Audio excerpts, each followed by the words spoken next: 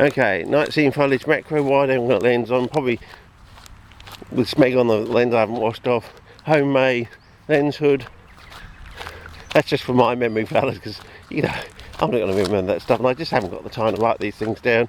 And every time you watch a clip, it tells you, okay, you wasted a couple of seconds at the beginning of the clip, but you know exactly what you're doing, what you were doing, where you were, and it may help someone else. You know, it might help me get into a routine and not having to speak it onto the front, because we'll find out what is the ideal setting under these sort of situations.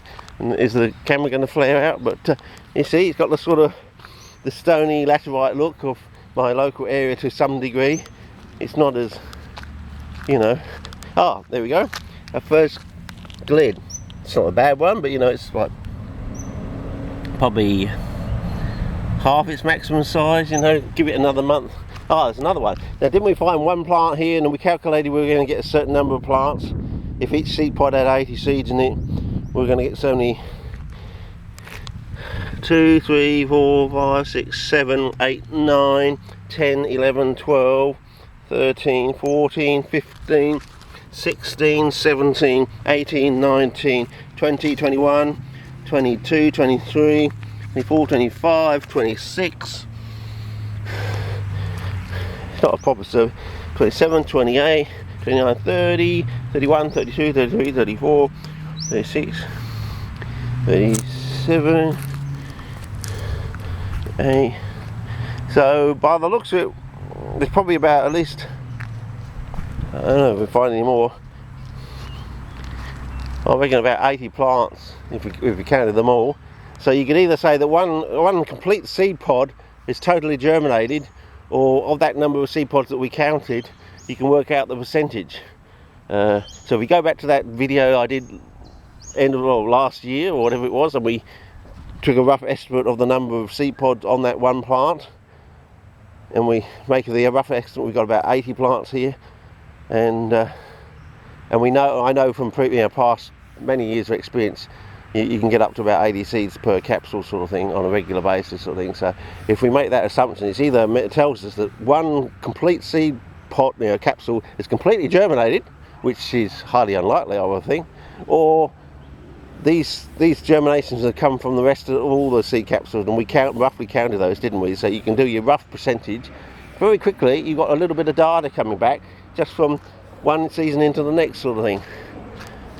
And whether more will germinate over the next month or so, unless we have a really heavy pounding rain, I wouldn't expect so. But if we have a really heavy pounding rain, like it rains like for 48 hours sort of thing, rains one day, heavy pounding, and then it rains again, then we might come back and you might find hundreds of seedlings germinating, because they do germinate quite well after heavy pounding rain, but usually at least 1 to 2 days, and then you can actually see them germinated on the 3rd day sort of thing, which is I would have thought highly unusual that you can actually go out and see the actual germinated plants that quickly.